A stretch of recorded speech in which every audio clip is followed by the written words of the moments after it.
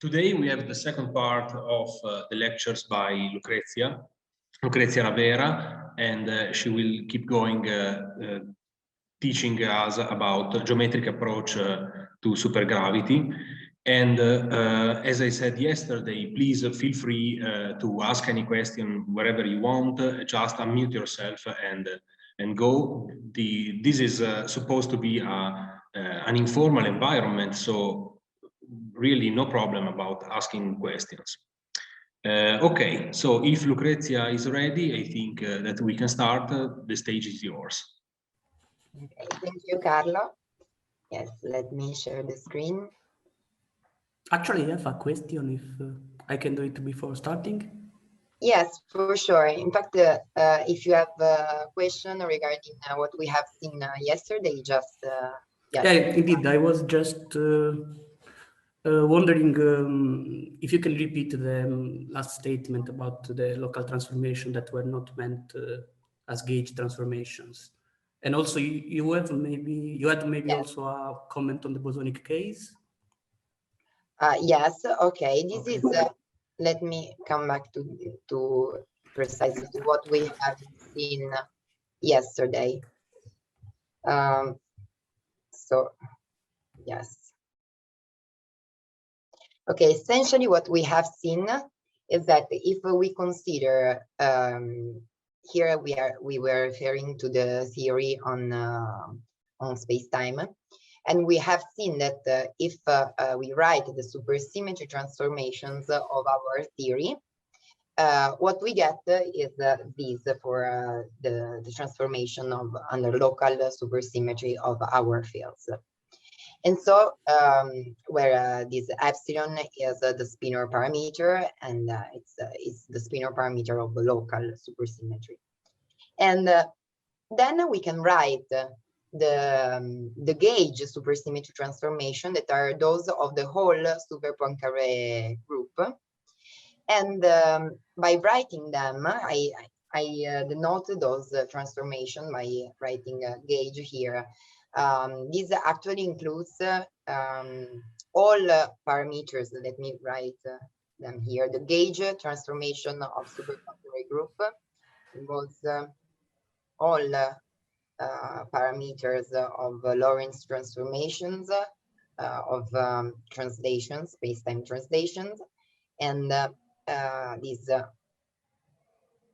inner parameter for supersymmetry. Then we focus on gauge supersymmetry, since we are interested on this one now, and we set we set the epsilon AB and epsilon A to 0. We write the gauge supersymmetry transformation. You can write them from the Bianchi identities, for instance, written for the curvatures, since they are in the same joint representation in which this parameter is. And you write them and you see that, for instance, for the Vierben, this coincides with the supersymmetry transformation that we have written before. For the spinor, for the fermionic object psi, for the gravitino, again, they coincide. But then what happens for instance, for the spin connection in this case, but in more complicated cases, as we will see, for instance, in the Rheonomic approach, this will be the case for not only for the spin connection, and you find that they do not coincide. Thus, this means that the local supersymmetry is a transformation that leaves invariant the action, but they are not a gauge supersymmetry transformation. And the supersymmetry algebra also close with structure functions and not with structure constants, as you would expect for a genuine gauge transformation. So this is the main difference. Then we have to say that there are also some exceptions to this rule. That is the case, for instance, of linearized theories. And also that this is something that we have in a similar fashion in a pure gravity, when we consider the invariance of pure gravity action, in which we have that the theory is not invariant under translation of the gauge symmetry of the Poincaré group, but rather under diffeomorphisms. And so that's the difference, what we call a gauge theory. We expect it to be invariant under the whole symmetry of, under the whole gauge symmetry group on which the theory is based. And this is, for instance, the case of Chern-Simons topological theories. But in this case, we have that the invariance is not under translations, but under diffeomorphism. So you can call it, for instance, there are several papers in which the theory is called to be a gauge gravity or supergravity theory, in particular gauge gravity theory, but invariance is assumed under Lorentz, local Lorentz invariance, and invariance under diffeomorphisms, not under space-time translation. This was just a sub-object that I wanted to introduce. Okay, thanks a lot. Okay, so let's go on. And so yesterday we have seen that we started from Cartan formalism, from the original Cartan formulation based on differential forms. Then we moved to its extension introduced by Niemann and Regge and further developed together with Castellani, Dauri, Frey. Sorry, I see that there is something in the chat, maybe. Ah, no, sorry. And yes, we have seen this extension to the group manifold approach and the way in which we can construct the Lagrangian studying the equation of motion, its invariance. Then we have considered, we have moved to move on to supergravity theories. We have considered the theory on space-time. In particular, we have concentrated on n equal 1, equal 4 pure supergravity for simplicity. And we have a review the construction on space-time. And today we will move to supergravity in the geometrical approach, the Rheonomic approach in superspace. And we will see how in this approach we will have some better insights into the geometry of the theory, and also how to reproduce the theory on space-time, since we do not want extra degrees of freedom to arise from the fact that we are considering superspace. And so we have seen that local supersymmetry requires a spin 3 half field to be there. That is the gravitino dual to the supersymmetry charge Q. We have seen how in n equal 1, equal 4, we have the coupling between this Reuter-Schwinger field term and the Einstein's gravity. And then we have seen that local supersymmetry transformations are not gauge transformation of a super Poincaré group, except in some cases such as linearized theories. But now we can say that we wish to have a more satisfactory understanding of local supersymmetry and of local supersymmetry transformations rules. And in particular, this is natural somehow and in superspace. And so it's particularly useful to introduce the concept of superspace.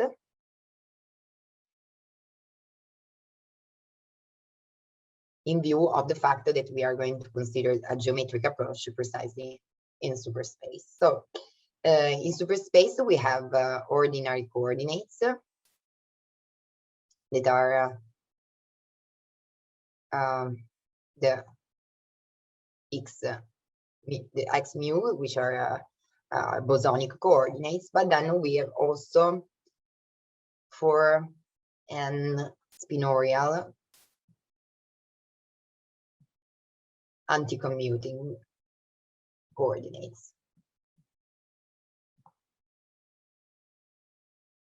And let me call them theta. They are called theta alpha A, where alpha is a spinor index that runs from 1 to 4, and A from 1 to n.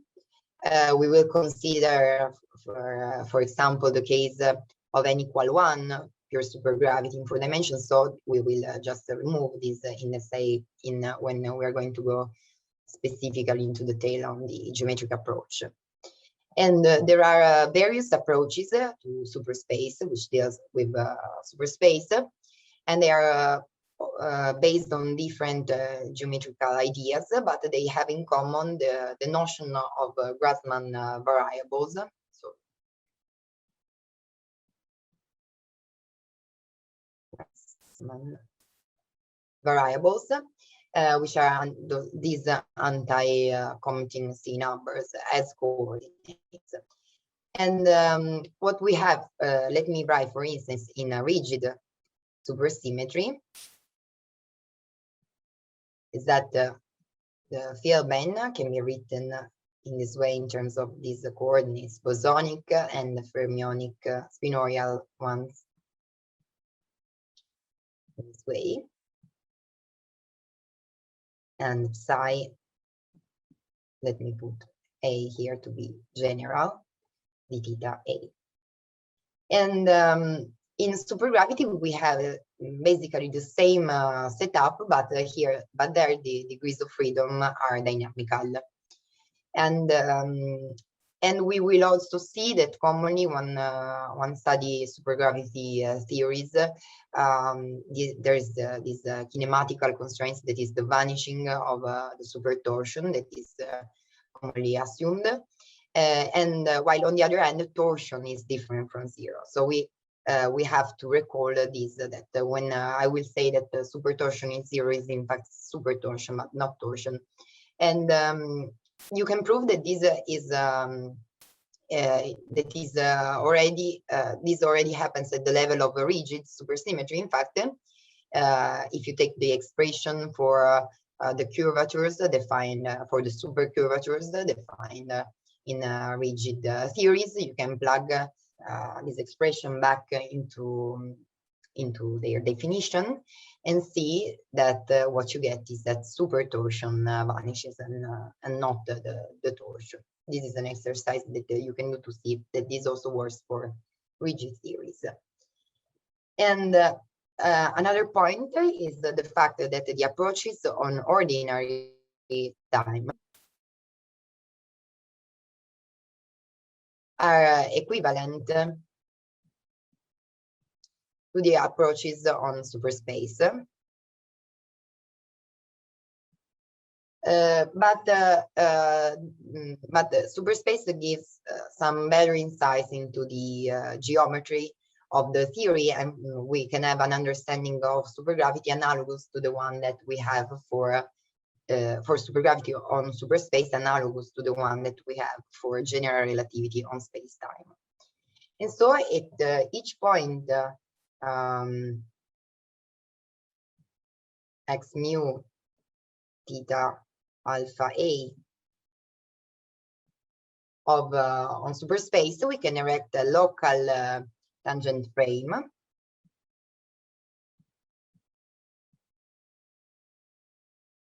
and consider gauge transformations, and consider general coordinate transformations on the base manifold that is the superspace. So general coordinate transformation with a a general coordinate transformation parameter psi lambda,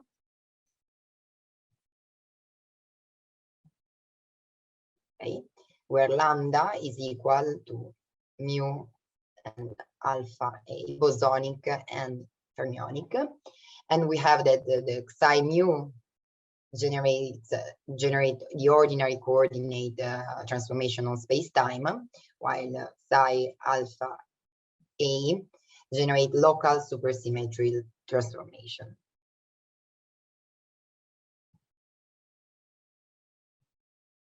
And we have said that so we have these two types of coordinates, bosonic and fermionic, and then we can extend the field that we have in our theory, that are the field band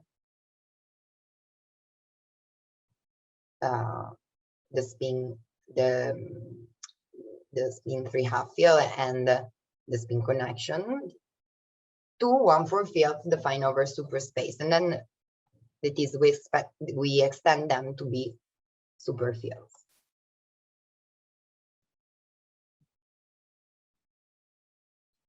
And also other fields that we may have in our theory.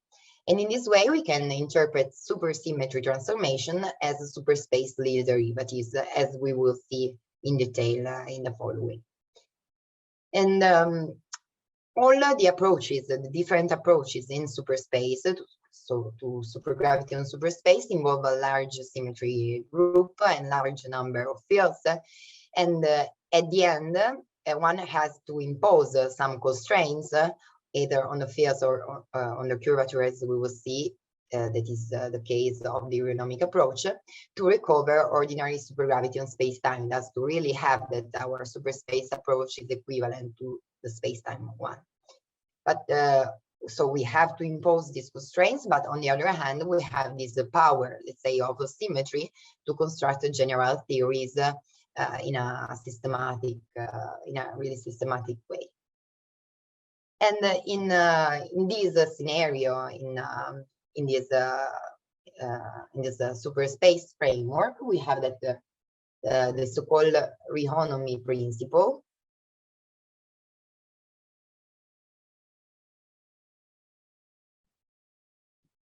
is what makes the extension from space-time to superspace uniquely defined, allowing for a geometrical interpretation of supersymmetry transformations in particular. And if we want to say something about the Rheonomy in a few words, just like in a sentence, what we have in this geometric approach in superspace is that we demand the theta dependence of the field of every superfield to be determined by the x dependence of all the superfields that we have. And this is to the way in which we get rid of the unwanted degrees of freedom.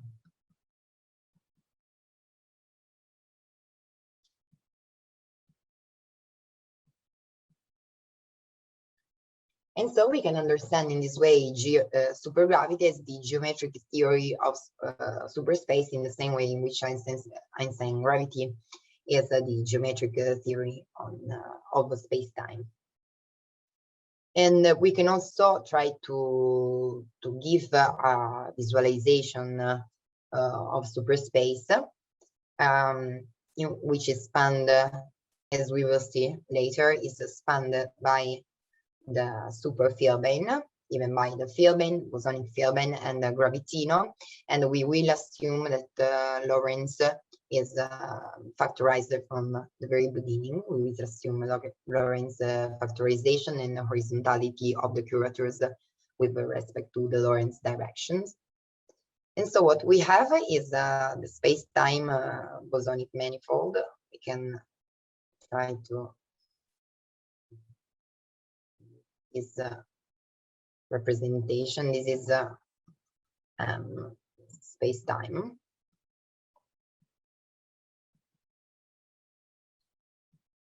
And then we have some, let's draw them, some vertical plane. This spanned by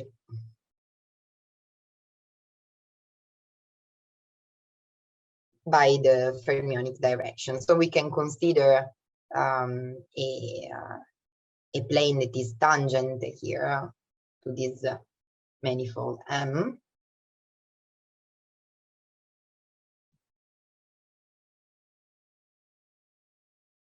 And okay, let me maybe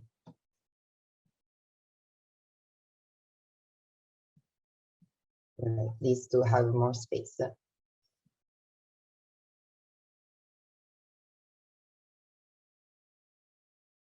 Okay, we have this point P in which we draw this plane. This is a tangent plane to space-time. We have bosonic the x mu, while here, let me also move this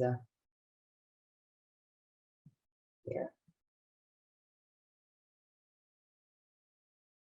While here we have those vertical directions that are the theta, which span this this vertical plane, and this is a way in which we can visualize superspace. And let's see in detail what happens to the fields and give some anticipation on the Rheonomic approach. We have that all the superfields that we have are functions of all the coordinates of superspace, that is of x mu and of theta alpha a. That is, we write the field bane in function of x and theta as the a mu x theta x mu plus the a alpha a x theta the theta alpha a. And then the same for the spin connection. Omega a b mu of x theta along the x mu plus omega a b alpha a x theta theta alpha a. And then for the gravitino, see a alpha, sometimes I will remove neglect this spinor index, but here let me leave it for a while. So x theta equal to psi a alpha mu x theta mu plus psi alpha a alpha beta a x theta theta theta alpha a, sorry. And these will be related to the corresponding space-time quantities that are, let me write it for the field bane, the space-time quantities. VA x, that is VA mu, only function of x of the bosonic coordinate, the x mu, and so on for spin connection and gravitino, while these are superspace. And by the restriction, that is the following. Let me write it for the field bane, and the same applies for the spin connection and the gravitino. So for the restriction of the x theta with theta equal the theta equals 0, and this is precisely the space-time quantities, that is with theta equals 0 and only the x mu, so only bosonic directions. And given this setting, in general, the setting in superspaces, we have that in principle such setup can contain extra dynamical information with respect to the restriction on space-time, and therefore we have to introduce some constraints on the theory to have the same degrees of freedom that we have on space-time. And in the geometric approach, this is recovered by imposing some constraints on the curvatures.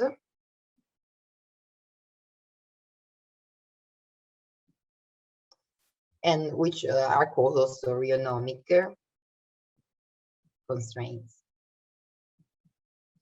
on the parameterization, as we will see, of the supercurvatures.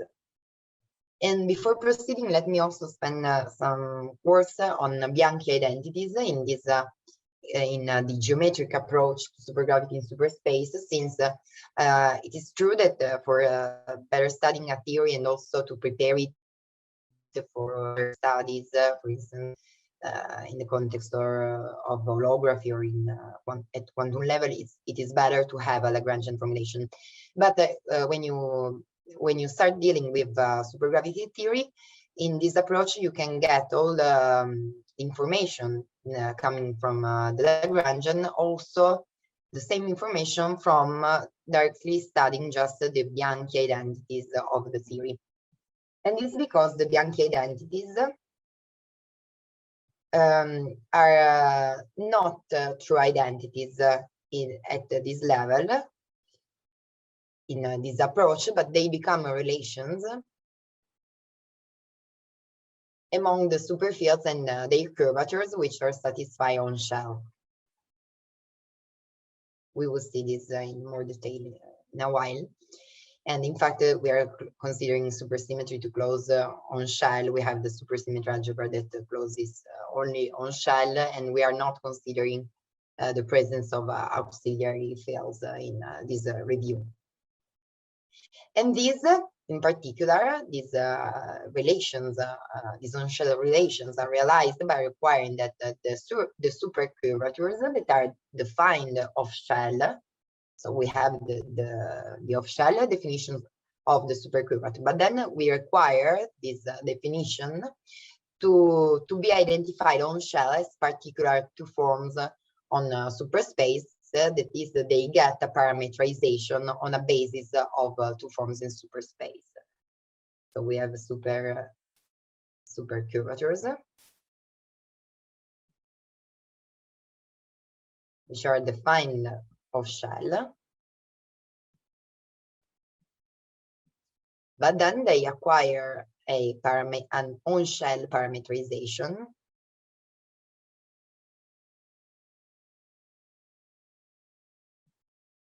on a basis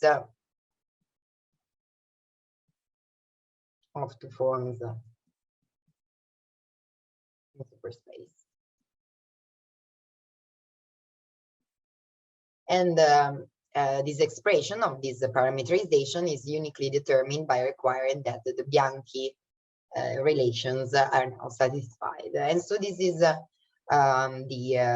Rheonomic prescription that says that the expansion, when we expand the curvature to forms along the superfield basis now, because we are called that we have now this superfield basis, so we will have for each two form curvatures, we will have to expand it along VV, V psi, and psi psi.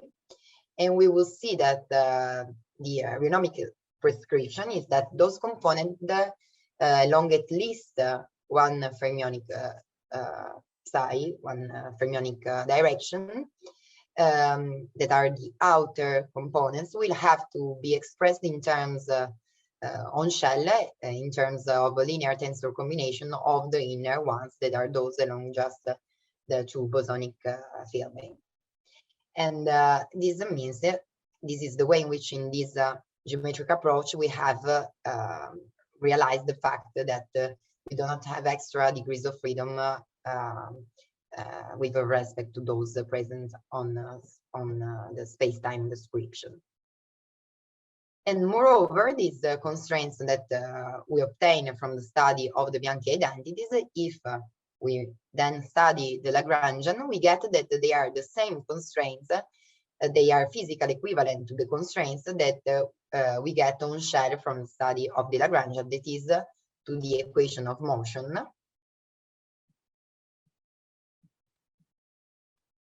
So those constraints that we get, we call it the Rheonomic constraints.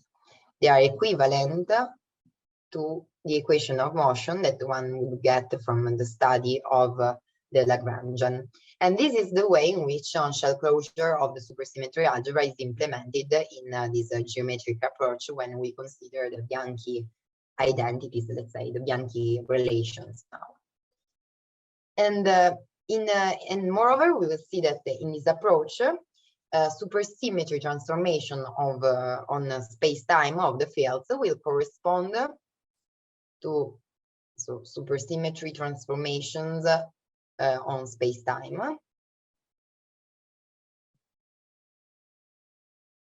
will correspond to diffeomorphisms in the fermionic directions of superspace.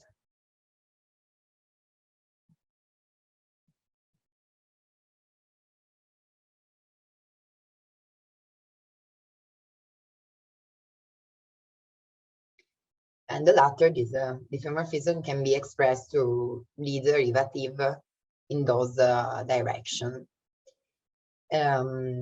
Now we can move to considering n equal 1 equal 4 pure supergravity in this Rheonomic approach and make some consideration and see the key features of this approach, and then we will also see some state-of-the-art, some recent application of this approach in the context of supergravity.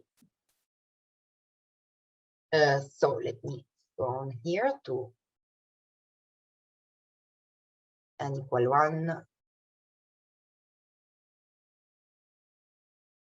d equal 4 pure supergravity in geometric approach in superspace. That is in superspace. This geometric approach is called sometimes the supergroup manifold formalism, sometimes the Rheonomic approach or geometric approach to supergravity in superspace. There are several ways in which it is called, and we will also see why it is called the Rheonomic approach. So with this strange, nicely sounds name. So we have now to consider the graded group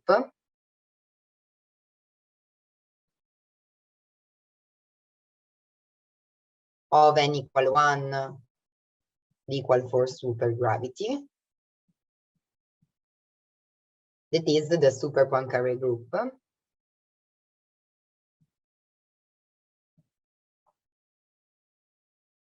And I will denote it by, okay, it's our G tilde now, it's a graded group, and it is OSP 1,4 with a bar, upper bar, by which I mean that it's an Ainon-Wigner contraction of the super anti-de Sitter group, in which this Ainon-Wigner contraction is applied on the scale parameter of a super anti-de Sitter group, recalling that the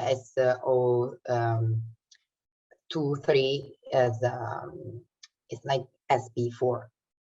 So now we have to write the one-form fields of our theory that are, as we have seen yesterday, the spin connection, the field bend, and the Gravitino.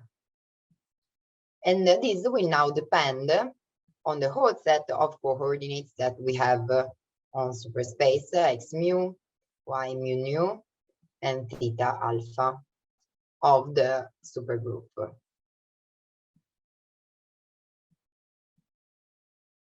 And then, of course, we will assume factorization of Lorentz coordinate, but writing this in the general, the most general setup is this one, in which we have dependence on all of these coordinates. Then we can write the supercurvatures.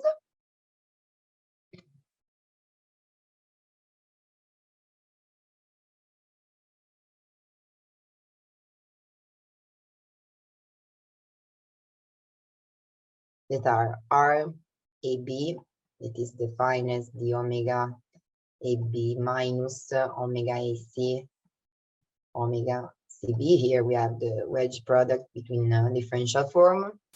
And again, here I recall that I put a minus sign by convention, but you can also switch to the plus sign by changing omega in minus omega and R in minus R.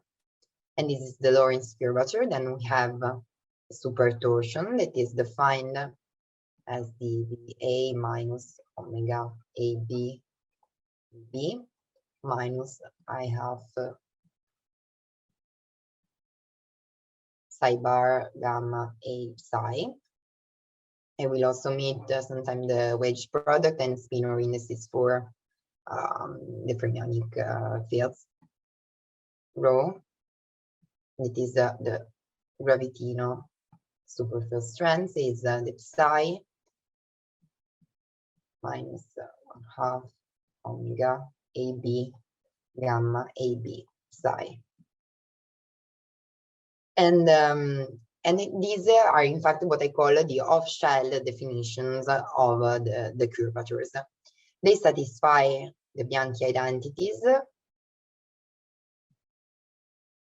the following Bianchi identities that are the RAB equals 0, the RA plus RAB VB minus I psi bar gamma A rho equals 0, where D is the Lorentz covariant derivative. Therefore, D is the ordinary derivative minus omega, and the rho plus 1/4 gamma AB psi RAB equals 0.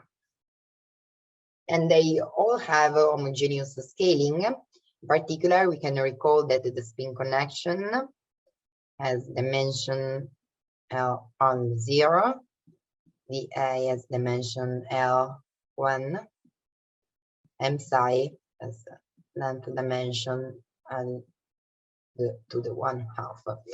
And this is important. We have to recall this since when, for instance, when we study supergravity theory directly from the Bianchi identity approach. So we consider Bianchi identities and we get in this approach dynamical information from them.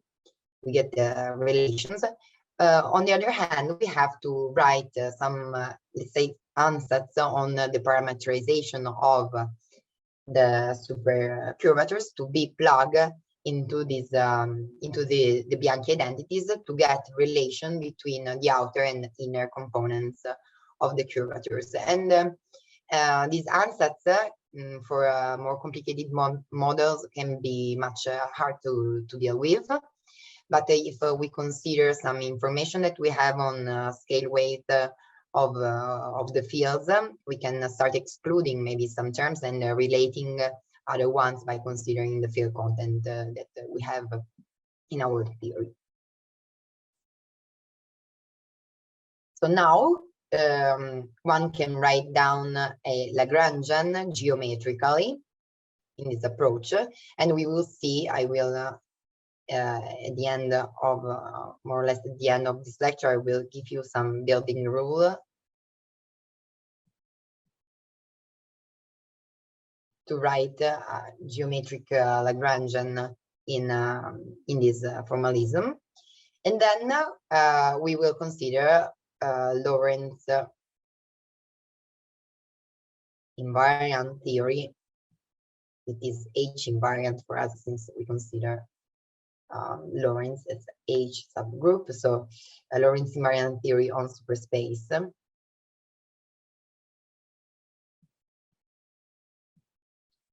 And this means that also we assume Lorentz factorization horizontality.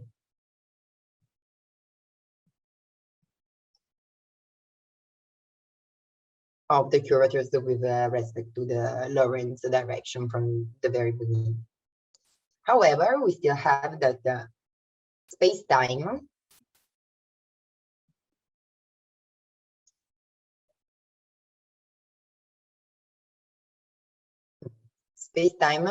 is a four-dimensional manifold, a four-dimensional hypersurface M4, while here we have a superspace.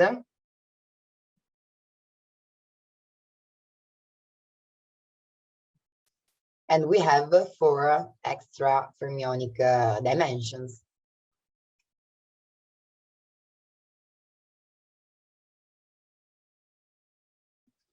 And so we have to understand how can we construct a Lagrangian 4-form and to write, and also how can we write an action considering the fact that we have an 8-dimensional superspace. And as in the case, this is similar to what happens in the case in pure gravity, we can embed the space-time.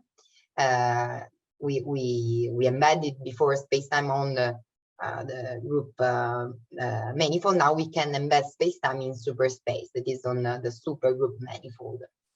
And we can consider space-time as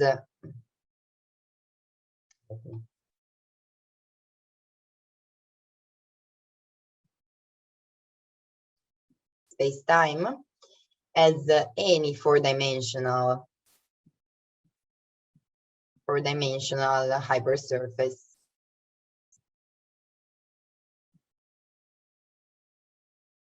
M4 embedded in superspace.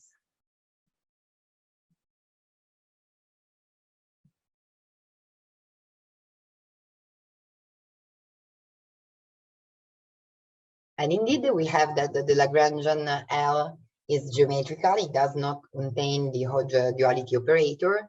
It is invariant under diffeomorphisms. And this allows arbitrary deformations of this M4 hypersurface in superspace. And therefore, also the equations of motion are independent of the hypersurface that we have chosen to be spacetime, and they will hold on the full superspace. And this is similar to what happened in the pure gravity bosonic case, the difference being now that diffeomorphisms before in the gravity case are diffeomorphisms on the group manifold. Now diffeomorphisms are diffeomorphisms in superspace, so on the supergroup manifold where we have bosonic and both bosonic and the fermionic directions. And now we have that we have a super manifold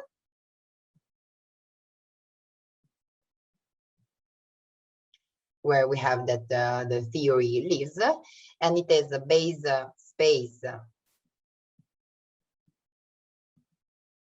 OSP14 with the bar and with the tilde, since this is I will sometimes omit it now, but this is to recall that now this is soft and is a softened manifold over SO13 that is Lorentz. And so we have a softened supercoset of the vacuum. The vacuum is OSP14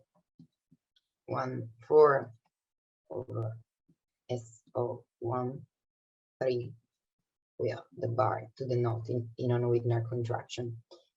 And so now we have moved to the softened manifold, since we are considering the dynamics of the fields we are detaching from the vacuum. And this is precisely what we call the superspace R4. Let me denote it in this way, where the first 4 is for bosonic coordinates, while the other one is for fermionic directions. And the coordinates are x mu and theta alpha, when we have considered the Lorentz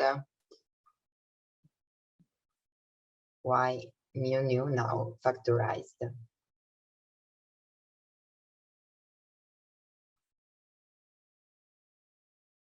Thus we can concentrate on this R44, and we can write that it is spanned by a basis, so R44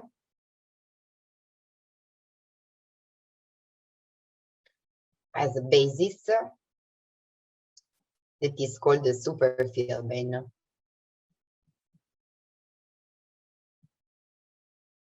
the A that contains is given by the A and psi alpha, where psi alpha are now the fermionic Villebane that are Majorana-Swinner one form, so the Gravitino.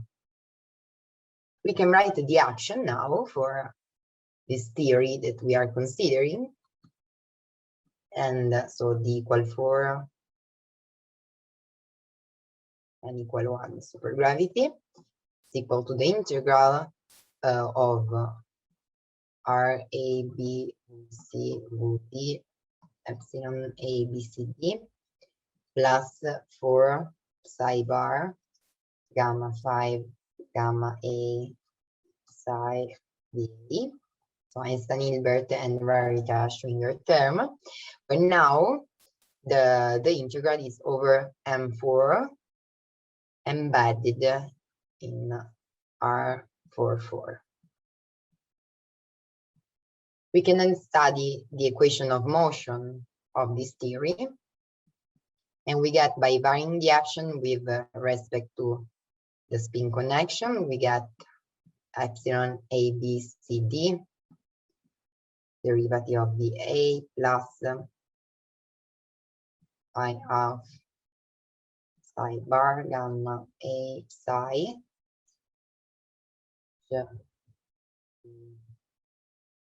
B.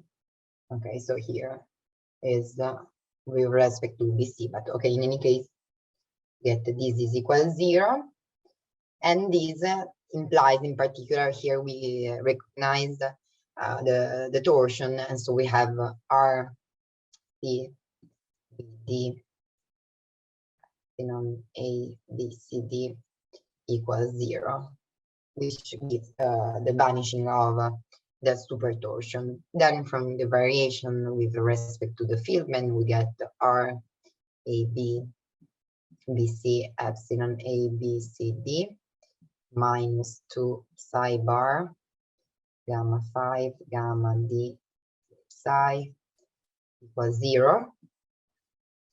And from the variation with respect to the Gravitino, we get 2 gamma 5 gamma A D psi A minus gamma 5 gamma A psi RA, that now is 0, so we can also remove this term, equal 0. And now we have to analyze this equation of motion, expanding the curvature along this super Fieldman basis. So let me introduce this notation for simplicity that I will use. So these are APQ. This is to better visualize what happens. We have our APQ, which are the curvature. We recall that A is AB, A and alpha. And the curvatures have the components along P bosonic Villebane, BA, and Q fermionic Villebane.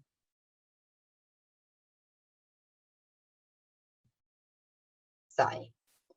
So the outer components of the curvatures are those with a Q different from 0, and it is at least one index along the psi fermionic direction.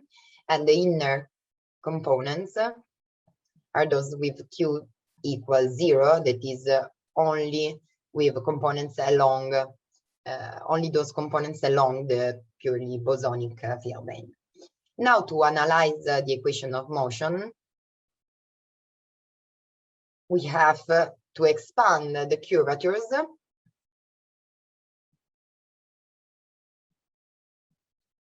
along a complete basis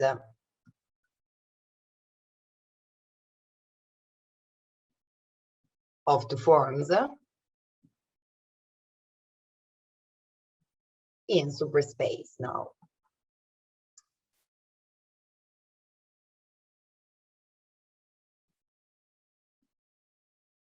Superspace.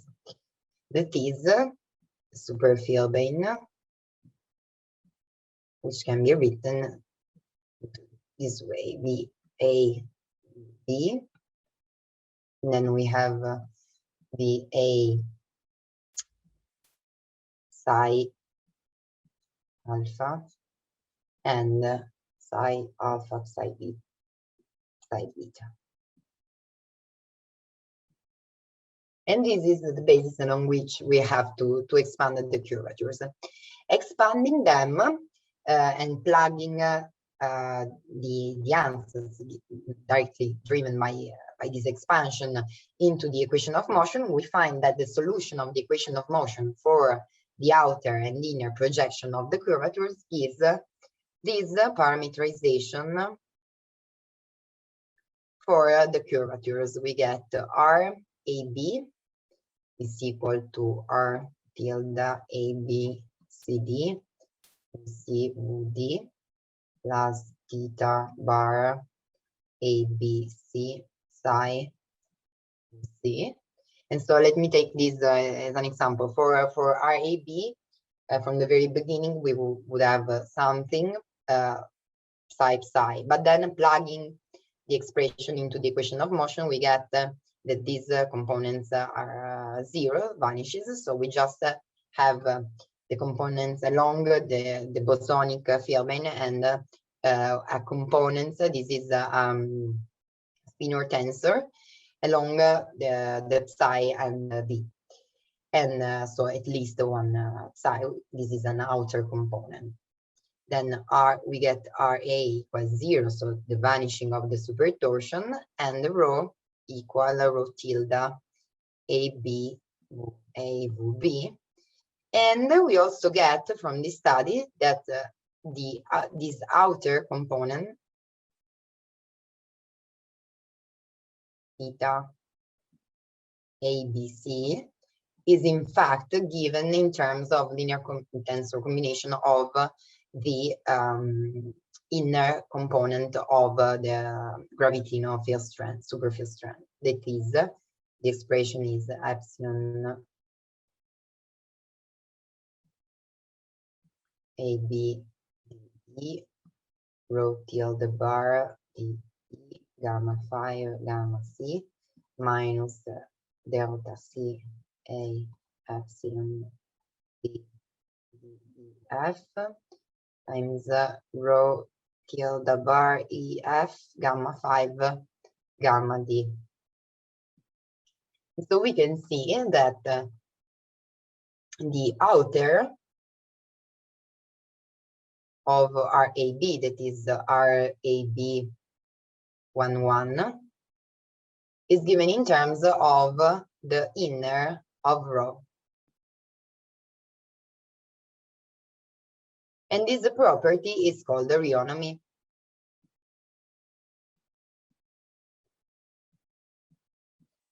And it means that we do not have no new degrees of freedom with respect to the theory on space-time.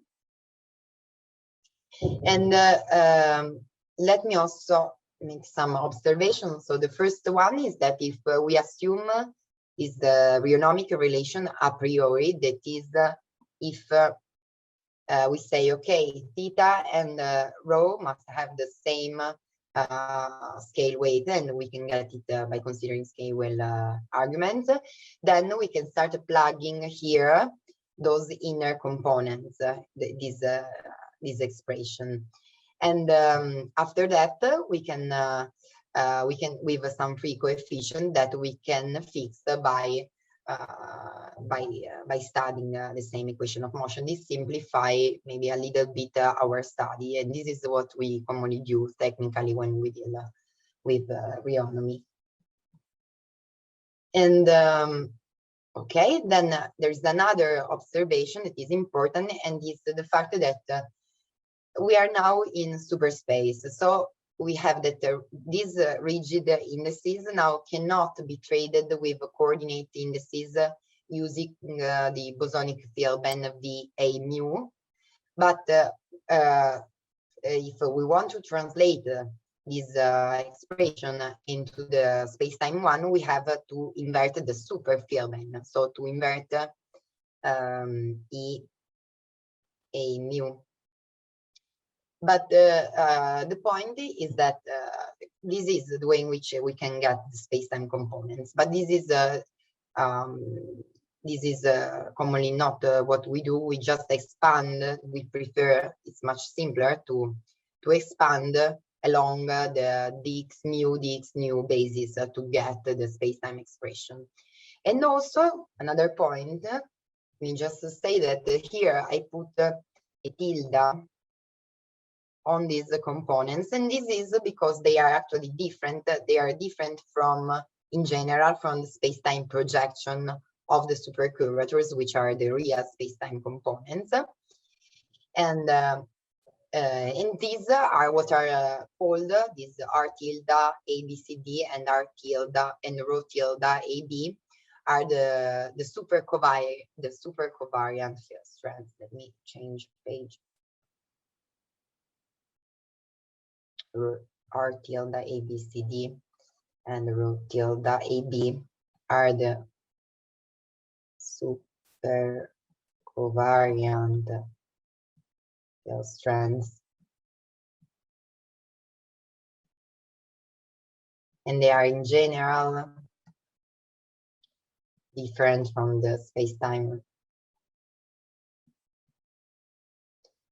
projection of the supercurvatures, which are the real space-time components. And in this particular, may I ask a question? yes. Does these super covariant field strengths coincide with the space-time ones once I project the theta coordinates to 0, or they have other pieces? They are different from this reason. Let me show you what I mean precisely. Okay, so we have that. Sorry. That R AB mu nu is different from R tilde ABCD C nu, sorry, U D BD nu, and this can be seen in general for if we write a general curvature in this way, R A B C nu in terms of these fields of the mu, we get that this is R A B B A mu B B nu plus 2 R A alpha beta B A mu psi beta nu plus R A beta gamma psi beta mu psi gamma nu. So the fact is that they are different from this reason. Now these are the real the space-time components, and we have to take into account all the components in this way, since now we have these fields. And these coincides with with those that we can get by setting theta and d theta to 0, but we have to recall that now we are in superspace, so we have these extra contributions when they are present, which are we have to recall that we have to express those outer components in terms of the inner ones. Given these, yes, they coincide. And so, but they are, we have to recall that we don't have in general just this contribution, which can be misleading, since you say, okay, here we have the bosonic filaments, so these are A, B, C, D that I have written before is just what we refer to as the space-time coordinates. No, this is not true. We have that all of these are the space-time coordinates. And for instance, for the present case, we actually have that for rho, this is rho AB, the ABB, it doesn't have other stuff here. It doesn't have components along psi V and psi psi. And so for this particular case, we have that rho mu nu is precisely rho tilde AB V A mu V B nu. Yeah, sorry. And but this is just because we are considering a particularly simple model, since in other models here we would have more things, and this is the general reason that we have to take into account. Okay, thanks. Okay. So we can have, if you have other questions, just ask, and then we can have a short, 5-minute break.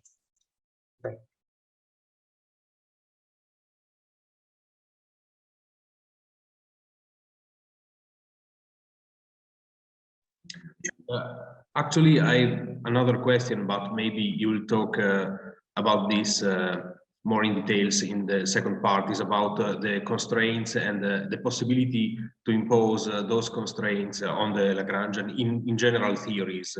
If it is possible always to have consistent constraints, or if there are some conditions which should be satisfied. Yes, okay, I will show you from the Lagrangian point of view the way in which we build a Lagrangian. So the condition that we have to take into account, the rules that you have to take into account a priori to write this Lagrangian. And then I will also show you that these constraints actually emerge from supersymmetry invariance of the Lagrangian and from the study of the equation of motion. Since you study the equation of motion of your theory, you get some essentially two types of equations of motion. One type is those relating the outer components to the inner ones, as we wish, not to have extra degrees of freedom. And the other, say, type of equation of motion is those components of the equation of motion along three bosonic field plane, and they involve the differential of the fields. They are the true equations of motion that you would have on space-time. And then there are some cases in which some other cases in which you also have auxiliary fields in the theory. You can involve them also in this construction, and you will get the same algebraic relation between outer and inner component, and moreover you would have those auxiliary fields written in terms algebraically in terms of the physical ones. So yes, these are the things, but we will see this in more detail. Okay, great. So please, if there are other questions, please just unmute yourself and ask.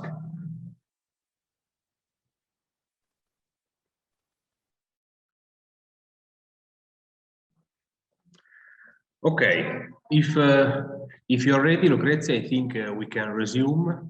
So Alessio, please. Okay, thanks. Yes, okay. So let me sharing again.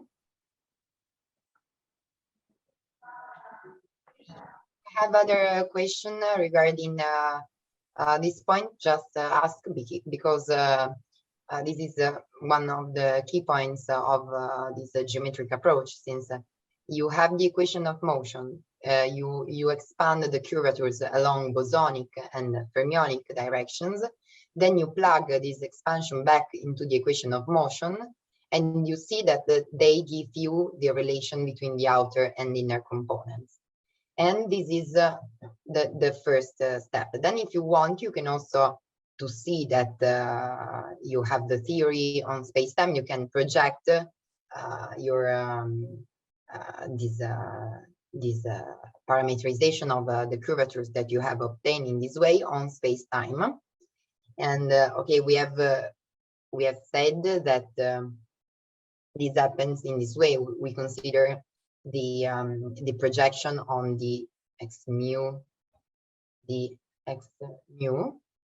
and what we obtain is RAB mu nu, that's the true space-time components, equal to R tilde ABCD UC mu UD nu, plus that theta that was determined before in terms of rho AB, psi mu C nu, then R A mu nu, that is R A B C B mu C nu equals 0, and finally rho mu nu, that is it is R tilde A B A mu B nu. I just write rho AB without the tilde, since we have seen that for this simple model it just coincides. So the super covariant field strength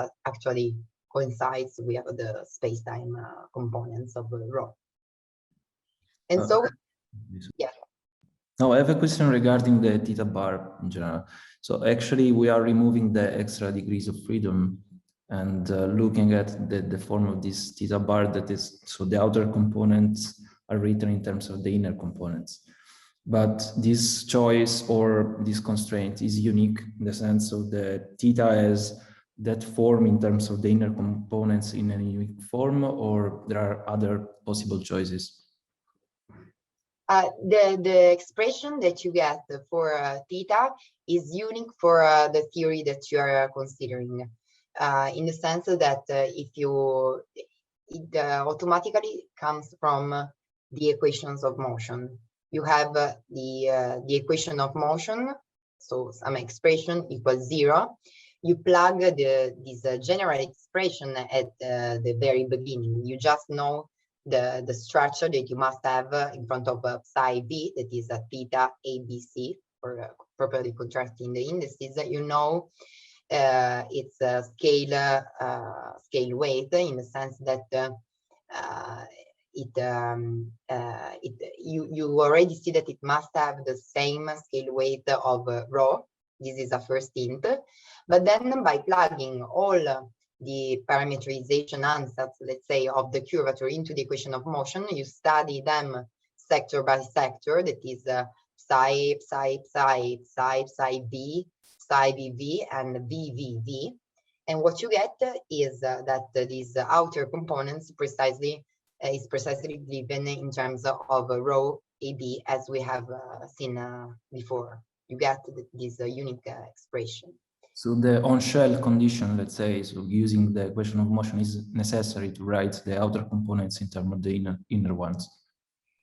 Yes, precisely. That's the point, is that we are, yes, on shell. We are using the equation of motion on shell, and the same, for instance, you can get the same expression by considering the Bianchi Identities approach. Just so you just write the parameterization of the super curvatures, the ansatz, you plug it into the Bianchi Identity, and you get an expression for theta, and by studying them sector by sector, and it will coincide with the one that you have obtained from the equations of motion, since the Bianchi identities now are not identities anymore, but they are on-shell relation among the fields.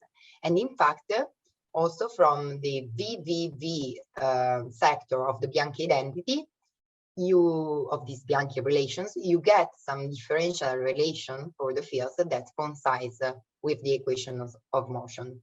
Since if you start from the Lagrangian formulation or from the Bianchi identities, at the end, what you end up with are some equations that cannot conflict with each other, since the equation that you get from the Bianchi identities must be the same that you get from the Lagrangian. And yes, something different arises when you consider auxiliary field, but just a little bit different in the sense that you always get that the outer components are automatically expressed in terms of the inner ones, and you also have that those fields, auxiliary fields, can appear, actually appear in in this parameterization, but then they are given in terms of the physical ones. So at the end, in any case, you get rid of non-physical degrees of freedom of your theory. Thank you.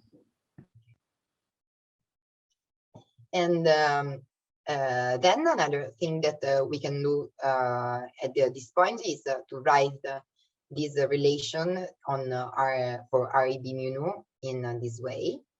R tilde AB mu nu is equal to RAB mu nu minus theta bar ABC psi mu sigma.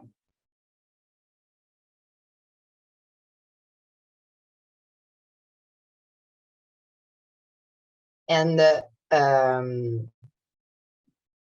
so what you get is that and where we have that RAB mu nu is defined as R tilde AB CD, you see mu nu. And you can see that the Einstein equation of motion in terms of R tilde AB mu nu contain those precisely those extra terms in the inner, that is rho AB, is rho AB is rho mu nu a mu, and this is what gives rise to the energy momentum tensor of psi. So you can prove this by substituting back into the Einstein equation of motion. And the theory in this geometrical approach, the Lagrangian is uniquely defined. We will give the building rule for writing these Lagrangians in this geometric approach, and also the way in which those components are expressed in terms the outer are expressed in terms of the inners follows from either the equations of motion or from the study of the Bianchi identities analogously. Then we can study the invariance of the Lagrangian, and as we can see that supersymmetry invariance of the Lagrangian in this geometric approach correspond to the vanishing of the Lie derivative of the Lagrangian for infinitesimal diffeomorphisms in the fermionic direction of superspace. This is, in other words, that the variation, the supersymmetry variation of the Lagrangian is defined as the Lie derivative of the Lagrangian along the supersymmetry parameter. And this has two contributions. First one is the contraction of the derivative of the Lagrangian, and the other one is the derivative of the contraction of the Lagrangian, but we have that here we can neglect this total derivative. It is an exact full form, and this can be done properly in the absence of a non-trivial boundary of space-time. So when we have that the field asymptotically vanishes at infinity, while as we will see, we have time, an example in which we have a non-trivial space-time boundary, and therefore we have to take into account the derivative of the contraction of the Lagrangian in our construction, and to find some way to restore invariance in supersymmetry invariance in the presence of a non-trivial space-time boundary. But here we are considering no boundary, so we have that the Lie derivative is just given. The non-vanishing contribution is just this part, the non-trivial contribution actually, since for having supersymmetry invariance of the Lagrangian, this must then be equal to 0. And we can see this by considering the tangent vector epsilon is epsilon a d epsilon alpha, sorry, d alpha, where this d alpha is the tangent vector dual to psi beta. And so this is not automatically 0. This is different from 0 now, since we are in 4 + 4 dimensions in superspace, and DL is a 5-Fermi superspace. So we have to see how to get supersymmetry invariance of the Lagrangian, and therefore, if we set the contraction of RA equals 0 and the contraction of rho equals 0, and we consider in the Lagrangian the variation of the Lagrangian, so we have is the contraction of the Lorentz curvature, the epsilon A, B, C, D. Sorry, no, this is D, minus 4 epsilon bar gamma 5 rho C, rho gamma C rho equals 0. Then we have that the Lagrangian is in fact supersymmetry invariant under supersymmetry under local supersymmetry transformations. And these requirements here that I wrote just to let you know that these are the same on-shell constraints that we found from the equations of motion, that is the Rheonomic constraints on the parametrization. And in particular, from this last relation for the Lorentz curvature, what we get is that the contraction of the Lorentz curvature must be equal to epsilon bar theta ABC C, where we have found some constraints on the curvatures as those from arising from the equation of motion for this theta ABC. And then we can say that the supersymmetry that if we consider supergravity Lagrangian, we have that it is invariant under local supersymmetry transformation when the curvature in superspace, so the superspace, the curvatures possesses the parametrization that we have previously introduced. Since we are considered supersymmetry that closes only on shell on the equation of motion, recalling in the absence of auxiliary fields. And this can be best understood, and will allow a geometric interpretation of supersymmetry by directly considering the supersymmetry transformation laws of the theory. So we have found what are the on-shell value of the curvatures. Then we may apply the Lie derivative formula to write the superspace diffeomorphism on spin connection, on the Vierbein, and on the Gravitino.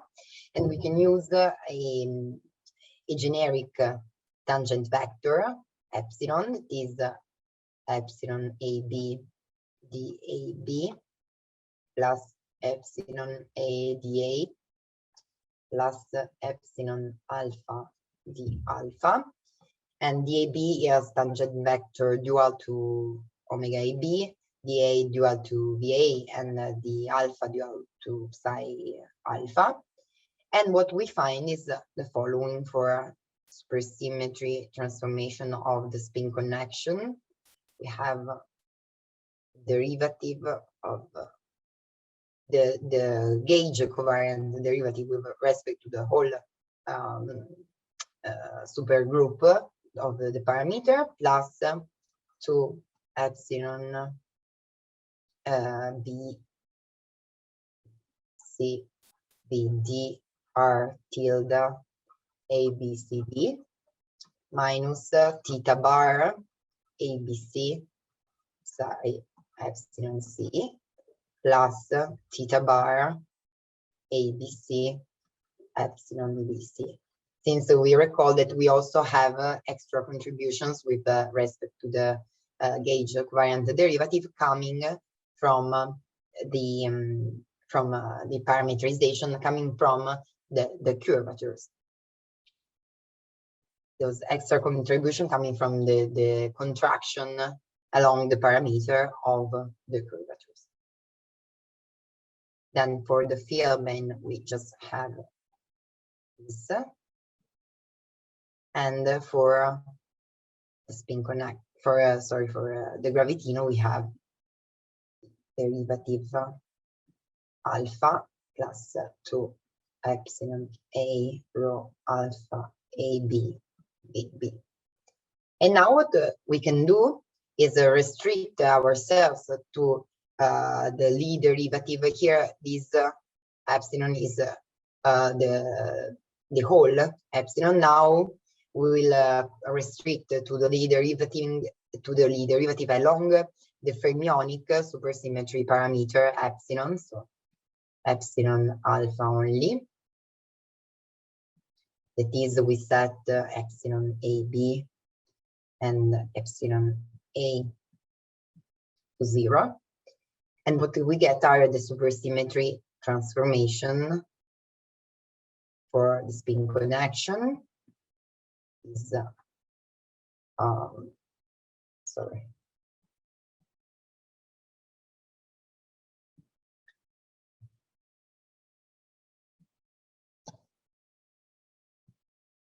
Okay, that will have just let me maybe highlights just here.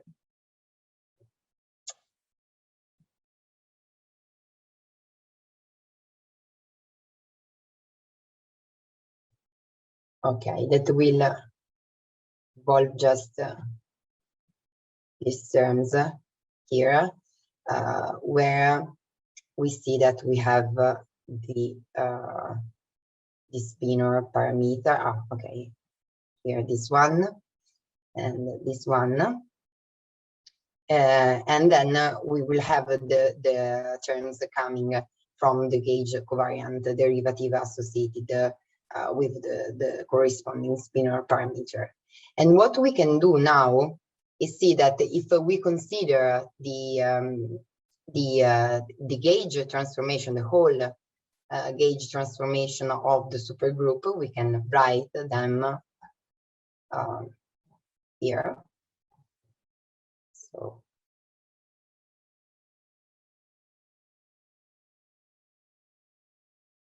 delta gauge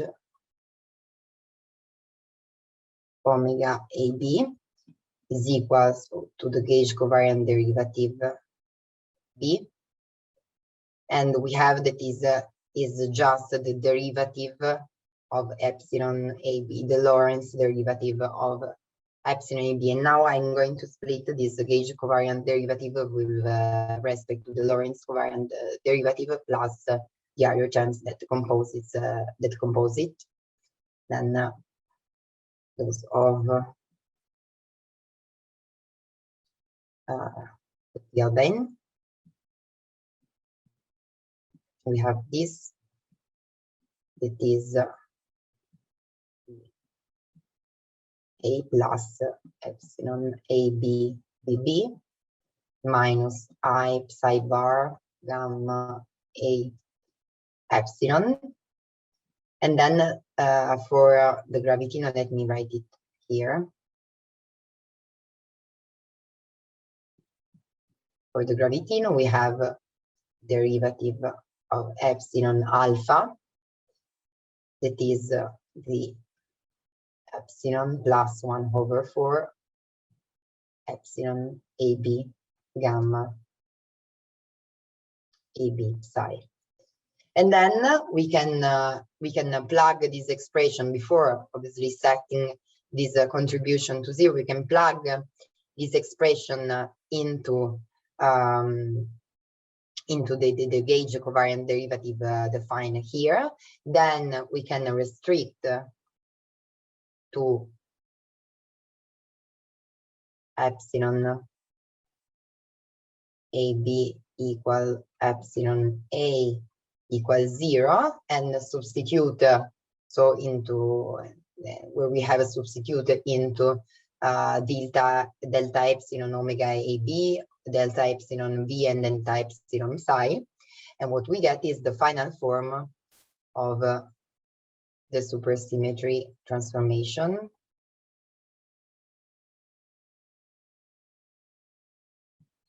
That is delta omega AB is equal to theta bar ABC epsilon C, delta epsilon VA is equal to minus I psi bar gamma A epsilon. And for the gravitino, we have delta epsilon psi is equal to the derivative of epsilon, where with epsilon, here I mean just now epsilon alpha, so the spinor parameter. And now we can recall that the derivative along a tangent vector satisfy an algebra that is isomorphic to the algebra of the vector fields. And therefore, in the commutator of two generators, we have both CABC and RABC that are the supercurvatures appears.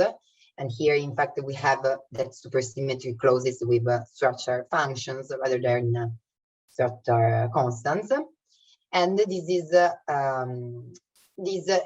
happens when we have a theory that is completely general, in which we have no constraint to be imposed yet. But in our case, we have that the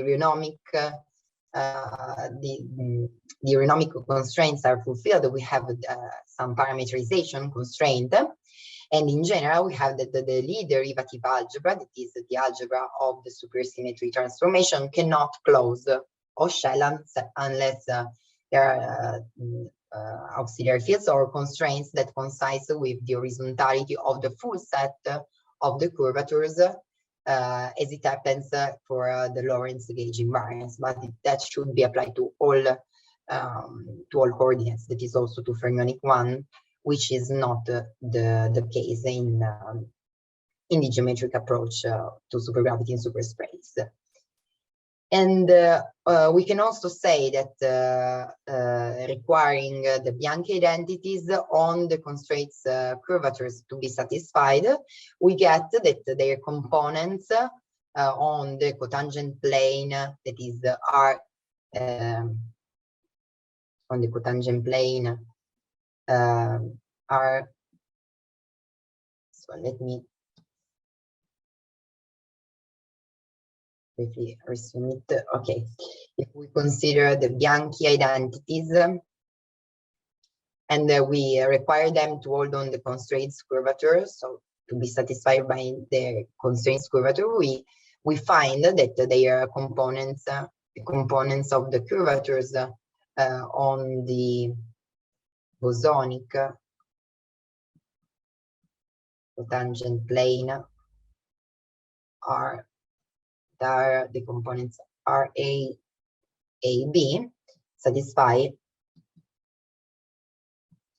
the equation of motion of the theory. This for the fact that supersymmetry in general, as we have recalled several times, closes on shell. And so we have, again, here we can observe that we have no conflict between the Lagrangian or the Bianchi identity formulation. They are completely equivalent, and it is commonly better to use them together, since you can find some difficulties to deal with some particular sectors, especially higher psi sector of the equations of motions, while you will get some other problems by moving to sector involving more field bane in the Bianchi identity. So you can use them together to build up your theory. And then we can finally discuss the supersymmetry and diffeomorphisms in superspace, and what happens, which is the real power and scheme of the Rheonomic that we can implement within the Rheonomic approach. So we have seen that in our case, first of all, RA and rho in this n equal 1 equal for pure supergravity case does not have components along the psi direction, but we have seen that RAB has components along psi. And so we have to exclude, in this language, we have to exclude the factorization of the fermionic, of the other fermionic coordinates. And this makes supersymmetry transformation a diffeomorphism in superspace, since we have these fermionic coordinates to be there, and not a gauge transformation. Again, as usual, this will be a diffeomorphism in superspace and not a gauge transformation. And this will allow for a geometric interpretation of supersymmetry. That is that the superspace equation of motion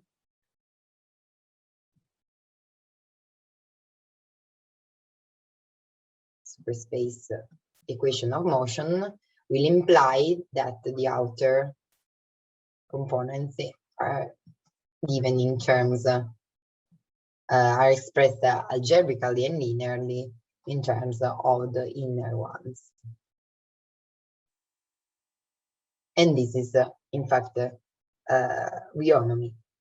And explicitly, let me sketch this explicitly. What we have is that R for this is written in general for the curvature. We have that the outer components are written, so this is outer, with at least one spinorial indices in the components, are written in terms of the inner ones.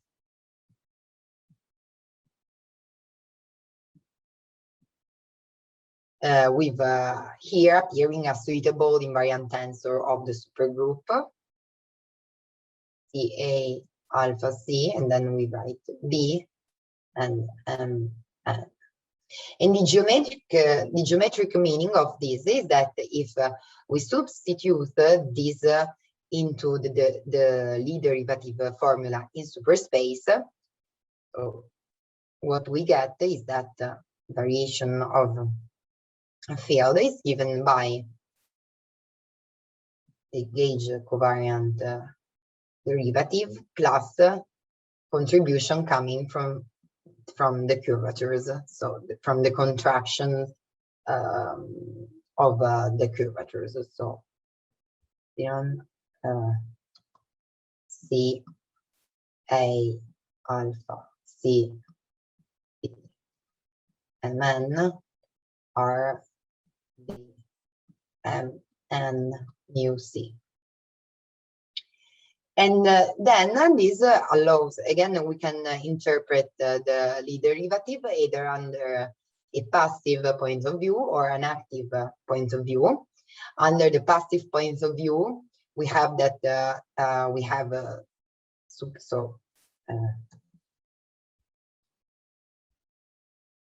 under the passive point of view,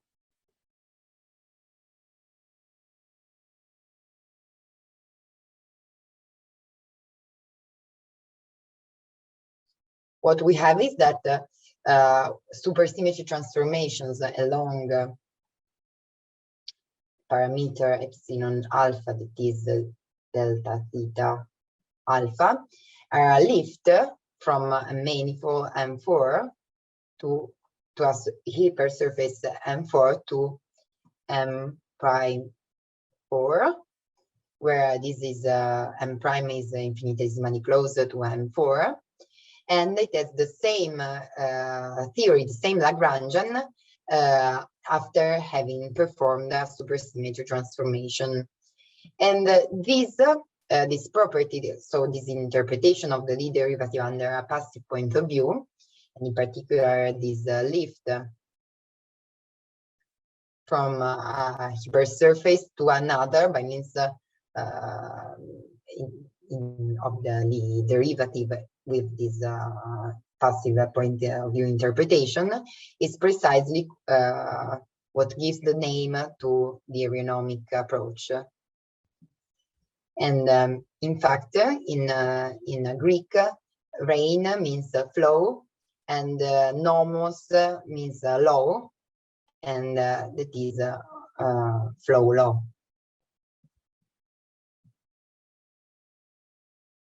And then we can also interpret the Lie derivative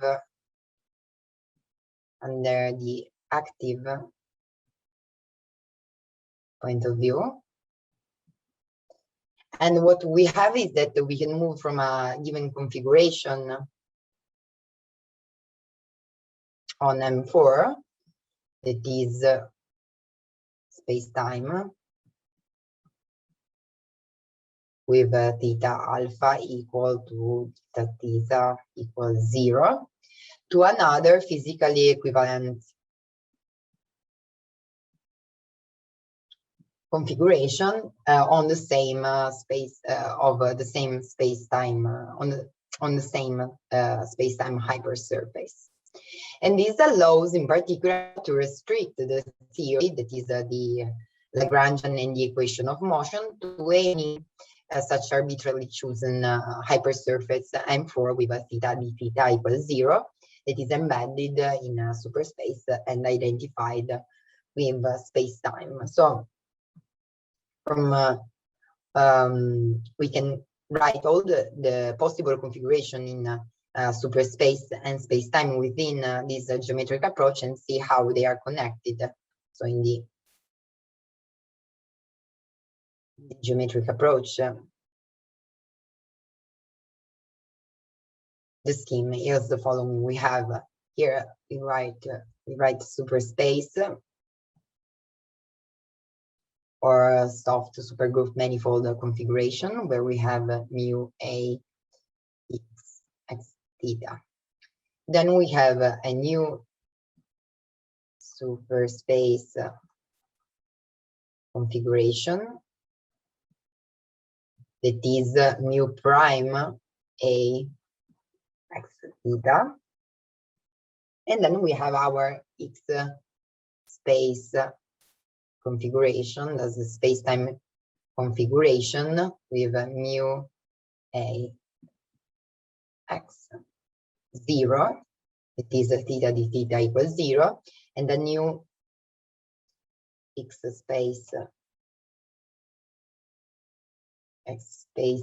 configuration that has mu prime a x 0. And now we can see how they are related, in the sense that we have seen that this flow is called the Rheonomic. And it is the flow induced by the Lie derivative under the passive point of view that we have mentioned before. Then we have that with diffeomorphisms in superspace, we can move from a superspace configuration to another, and then by means of supersymmetry transformation, we can move between different X space configurations, and we can also restrict from new superspace configuration, and in general from given superspace configuration to space-time by performing a restriction to space-time. And we have discussed how Th-LYR is implemented within this geometric approach. And then we can we have said that we can assume horizontality with respect to the Lorentz direction from the very beginning, that is having a fiber bundle structure for the supergroup, but and this is in general assumed a priori. On the other hand, for supersymmetry, we have said that this is different. We have that the curvature are not horizontal along the psi direction. And so when we restrict supergravity to a factorized hypersurface, we have just a G tilde over SO13 in the present case. And this includes on a certain slice that is M4 space-time, all the possible supersymmetry related Lagrangian. So this means that the entire physics in any single M4 is contained there in a single M4 by itself, and supersymmetry relates M4 to this closely infinitesimally close M prime 4.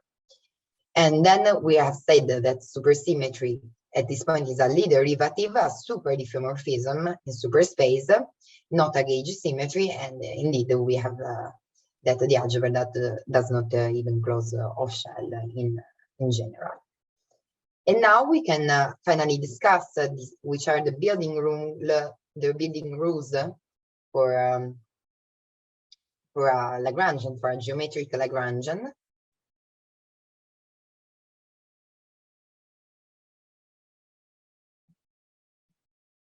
For a geometric Lagrangian in this geometric approach in superspace, and considering in general is also in these dimensions, all what I mentioned in these lectures, considering n equal 1 equal 4 pure supergravity actually also holds for higher dimensional theories. We start from the Maurer-Cartan equations of a supergroup on which the theory is based, and then we define the supercurvatures. Obviously, if we have supergravity theories in higher dimensions, we will have to introduce tensors with more anti-symmetric tensors with different with more indices. We have to generalize and to extend the Maurer-Cartan equation to the case of so-called free differential algebras, and I will tell you what precisely these are. And then we write so the supercurvatures of the model, and then we consider the Lagrangian that is a D-form. We start considering the property that this Lagrangian must have. It must be a D-form written in terms of one forms of the one forms gauge field RA and of their curvatures RA, and it must contain the Einstein term that is RAB1 for supergravity theory. So it must contain the Einstein term CD minus 2 epsilon AB C1 C minus 2, which scales with L D minus 2. And this is also the same scale that all the other terms must have.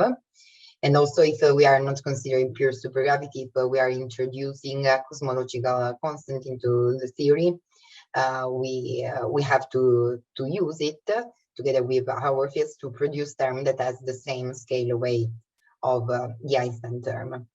And at this point, the Lagrangian contains a set of undetermined coefficients that can be fixed from the study of the superspace equations of motion. Then we have mentioned that we have to exclude the Hodge duality operator in this formulation, since we are not able to integrate on the whole superspace. We are just considering a hypersurface embedded in superspace. And when we have to write the kinetic terms for the scalar and vector fields, where usually one uses the must write them in the first order formalism. That is, we introduce a zero form that is for instance, for FAB, if we consider vector field, what we have to do is introduce, and with the field strands, let me write it here this way. We have to introduce a zero form that acts as a Lagrange multiplier. So F at AB, and then let me write the volume element in this way. minus should be 1/2 F AB F BC D epsilon ABCD. And then from the variation with respect to the zero form that acts as a Lagrange multiplier, we get, first of all, well, here I already put minus 1/2, but we fix these coefficients. Let's call it alpha. We fix it to minus 1/2 by varying with respect to the zero form Lagrange multiplier, and we get F hat AB is equal to F AB. And in a powerful extension that I already mentioned yesterday to this formalism, to the case of integral forms that allows you to integrate on the whole superspace. There you can include the Hodge duality operator, and you can find some, because yesterday I didn't give you references on integral forms.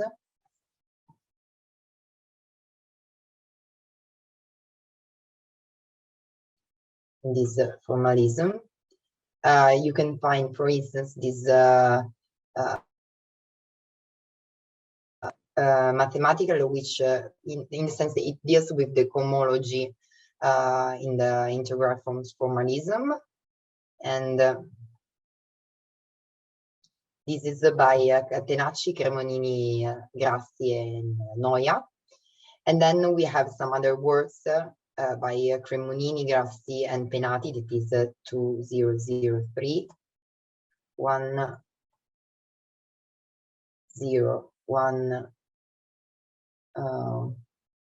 729. And this deals with supersymmetry of Wilson loops with integral forms. So it is related to all the development of this formalism. And then we have other works, again, by Castellani, Catenacci, and Grassi. Let me give you, for instance, this reference also. And several other works by these authors, and also by Pietro Frey and Antonio Grassi on this topic. And then let me come back to our approach, to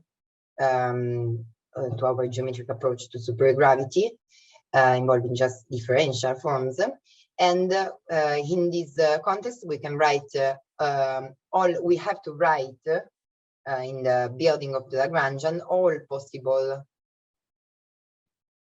terms that fulfills the rules that we have mentioned till now, and usually they will be present. So it's like whatever can happen will happen.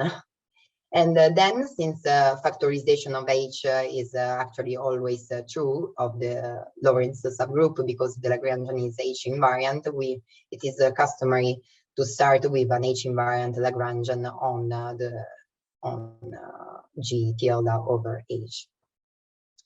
And then we have that the vacuum configuration must exist. That is, that all the field's equations must reduce to identities if we set all curvatures to 0. And these are the main building rules. Then we have already mentioned that there are, by building this Lagrangian and studying its field equations, by projecting the curvatures along bosonic and fermionic direction, what we get is there are two types of field equations. One is relating the outer components of the curvatures in terms of the inner ones, and these are the Rheonomic conditions that are equivalent to saying that the Lagrangian is supersymmetric. And in fact, supersymmetry invariance of the Lagrangian is equivalent. Means that we have invariance of the Lagrangian under diffeomorphisms in superspace, and the Rheonomic operations just express the fact that the theory is independent of the space-time identification of the hypersurface that we embed in superspace. And then, solving these equations, we fix also the coefficients of all the various terms. And then there are those field equations that have that are differential equations in superspace, and when we restrict them to the bosonic hypersurface, they are the space-time equations of motions.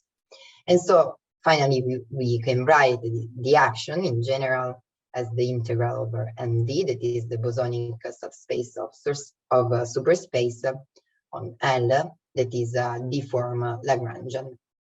Since this is invariant under general coordinate transformation in superspace, and due to the fact that supersymmetry transformation of space-time are diffeomorphisms in the fermionic direction of superspace. And one can therefore exploit, let me call them general super coordinates transformations now to choose the submanifold of integration in superspace as MD.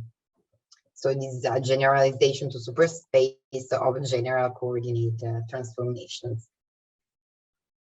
And then now the other relevant point that we have seen is the fact that all of these can be done, all of this dynamical analysis can actually be implemented by means of Bianchi identities, which actually are relations.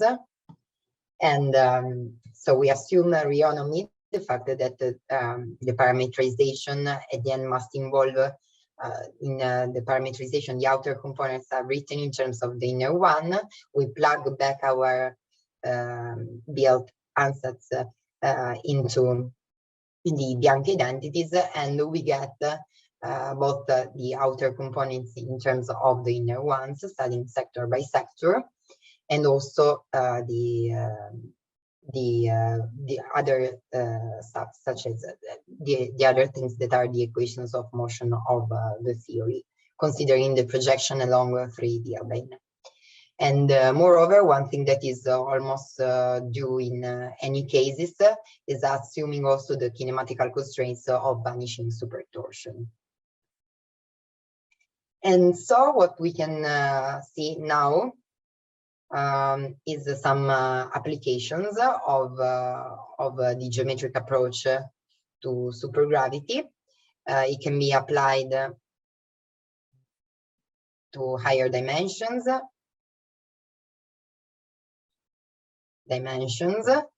to also, and in this case we frequently have to extend Murray-Cartan equation to the free differential algebra framework. Then it can be also applied to matter couple gauged supergravity, and also to theory in the presence of non-trivial. Okay, Lucrezia, sorry for the technical. Sorry, I didn't. Yes, I didn't realize it. Okay, you were discussing the final applications. Ah, okay, then perfect. So it was the end. If you are interested, I can, if you have still time, I can show you directly the papers that I wanted to mention, just to tell you what are, on one hand, what are free differential algebras for extending the theory to higher dimensions, or to discuss some more recent applications, for instance, conformal supergravity with torsion, as you prefer. Just to tell me if maybe you prefer to see more details, just skipping the free differential algebra part and just see the way in which the geometric approach works for supergravity theories, for conformal gravity and supergravity theory. I can okay, I start sharing. Yeah, you have to please share your screen, and maybe okay, maybe the free differential algebras are a bit too technical. If you want to mention something a bit about conformal supergravity. Okay, perfect. So there is just a problem. I cannot share my screen Ah, okay, sorry, I have to make you, Alessio has to make you co-host. So here, there's this paper by Riccardo Daura and me on conformal supergravity with totally anti-symmetric torsion. Here, the point was that it was thought in antecedent literature that you cannot introduce torsion in a conformal gauge, in a gauge conformal gravity theory. Here we use gauge again, not properly in the sense that it is not a gauge theory for the conformal group, since we have invariance under diffeomorphisms, but in any case we can call it simply gauge, even if we know that is not actually. And so they thought that one cannot write it by having conformal invariance with a non-vanishing torsion. While we have proven that this is actually the case, and moreover, here is a first part on the bosonic construction of the theory. So for the conformal group, we have a set of generators that are Lorentz, space-time translation, conformal boost, and dilatation. And then we have written the Maurer-Cartan forms associated, the curvatures, and we have written the geometric Lagrangian of the theory and studied its field equations. And then our question was how to extend, can this be extended to conformal supergravity that is having a non-vanishing either torsion, but actually non-vanishing super torsion in this formalism. And so we had first of all proven that it is possible to start from this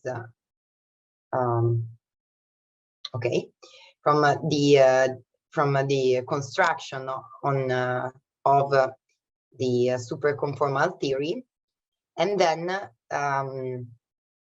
to see that what you get in the case of vanishing supertorsion from the purely space-time approach, you can get the same in the Rheonomic approach. So we have shown that the Rheonomy also works with more complicated models involving conformal symmetry.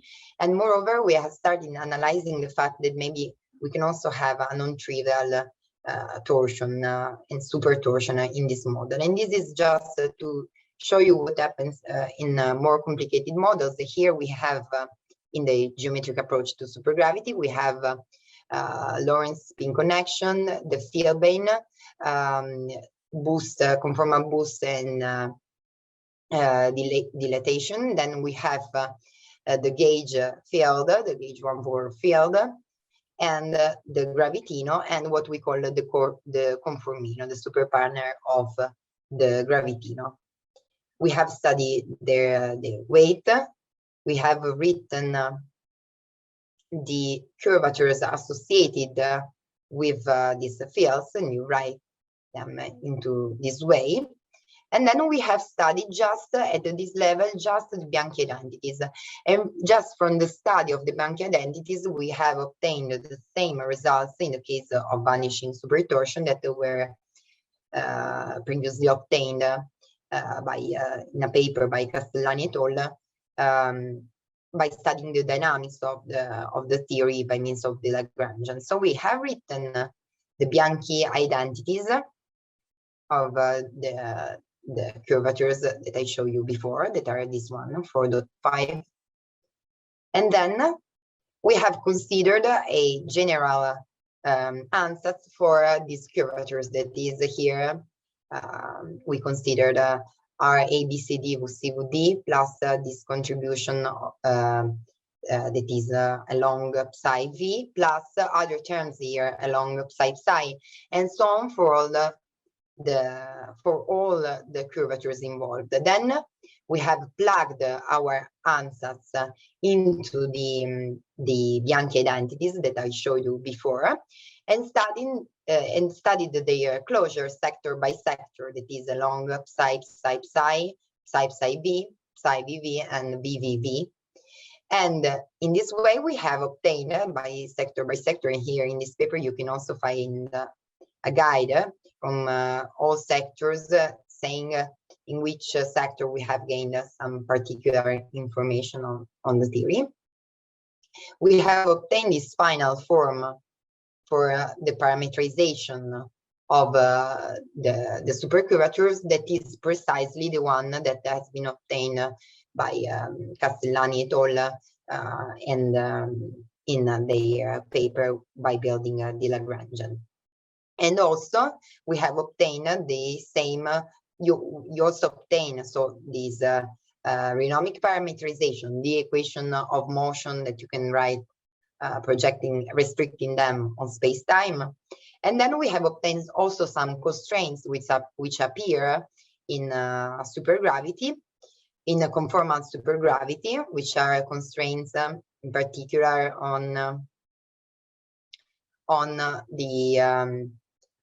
the row AB, so on these components, on these space-time components of the Gravitino superfield strands. But in this case, usually they were imposed by hand or by studying supersymmetry invariance of the action, while here we have directly obtained them just by studying the parameterization of the curvatures in this geometric approach. So by expanding the curvatures along fermionic and bosonic vielbein and plugging these into the Bianchi identities, we have obtained the parameterizations and also these constraints, the conformal, super conformal constraints of the theory.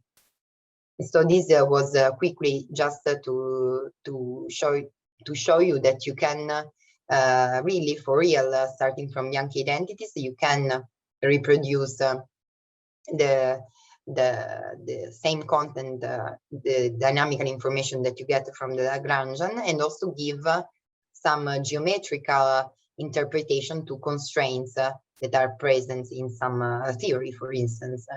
And now what we have is to see if it is actually possible by means of this powerful geometric approach to extend conformal supergravity with vanishing supertorsion to the case in which supertorsion is there.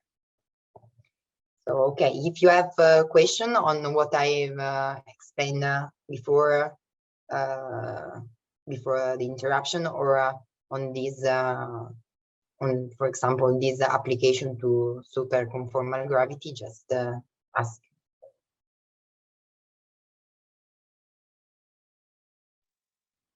Yeah, actually, I have many comments. I'm very interested in many parts of this formalism, also on the free differential algebras part that you didn't have time to mention, but maybe we will discuss this more in details in a private session.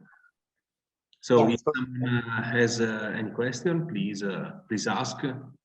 And maybe Alessio, you can stop the recording so that one can freely ask without being recorded. Thanks.